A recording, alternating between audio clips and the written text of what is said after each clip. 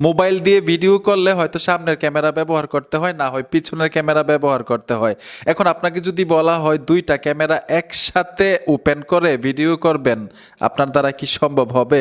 আজকে মোবাইলে থাকা ক্যামেরার মজাদার কিছু কাজ শিখতে পারবেন। এই কাজগুলো জানা থাকলে সবাই ক্যামেরার বস বলবে আপনাকে। যেমন দুইটা ক্যামেরা একসাথে ওপেন করে আপনি ভিডিও করতে পারবেন। এরকম ইন্টারেস্টিং কিছু কাজ চলুন শিখে আসি। আমি মূল ভিডিওতে চলে আসলাম, সোজা ক্যামেরাতে চলে আসবো মজাদার কাজগুলো আপনাদেরকে শেখানোর জন্য। এই যে দেখুন, আমি চাইলে ফ্রন্ট ক্যামেরা মানে সামনের ক্যামেরা ব্যবহার করে ভিডিও করতে পারবো, অথবা পিছনের ক্যামেরা ব্যবহার করে ভিডিও করতে পারবো।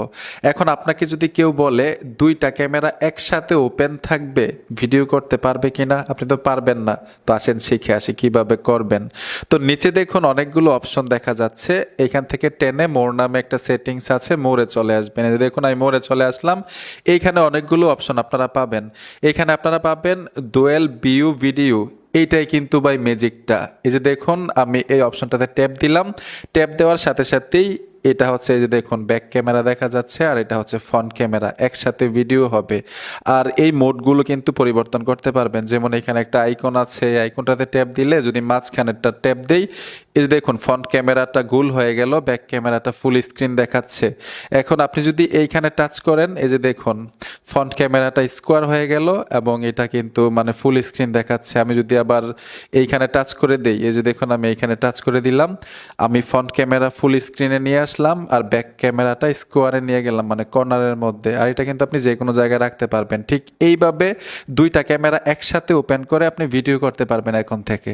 এখন আপনাদেরকে আরেকটা মজাদার সেটিংস দেখাচ্ছি মোবাইলে থাকা ক্যামেরার, খুবই ইন্টারেস্টিং।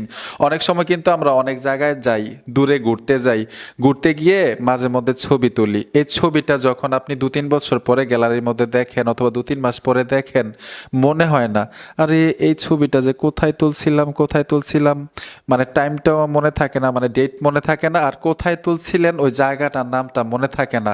মোবাইলের ক্যামেরাতে ইন্টারেস্টিং একটা সেটিংস আছে, যদি অন করে রাখেন আপনি কোথায় ছবিটা তুলছিলেন, কয়টায় তুলছিলেন, সব কিছু চলে আসবে, মানে ছবিতে লেখা থাকবে।